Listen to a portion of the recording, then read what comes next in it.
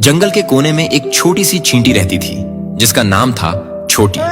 सब उसे देखकर हंसते थे, इतनी छोटी, इससे क्या होगा। जब भी जंगल में कोई काम आता, वीर, गजेंद्र, चंचल और भालू भाई सब एक दूसरे की तरफ देखते, पर छोटी को कोई याद भी नहीं करता। एक दिन जंगल में भयानक आग लग गई। सब जानवर भागने लगे। वीर, गजेंद्र, भालू भाई सब पानी लाने की कोशिश कर रहे थे, पर उनकी भारी भरकम चाल धीमी थी। उसी समय वो छोटी सी छोटी अपने छोटे से मुंह में पानी की बूंद लेकर बार बार दौड़ रही थी। चंचल ने टोका, तू क्या बदल लेगी? वो मुस्कुराई, शायद आग न बुझे, पर मैं भागने वालों में नहीं हूँ। धीरे धीरे जानवरों की आंखें खुली।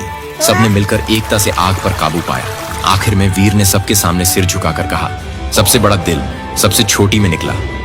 लोग तुम्हें छोटा समझे, कोई बात नहीं, पर खुद को कभी छोटा मत समझना। कमजोर वही होता है जो कोशिश छोड़ देता है।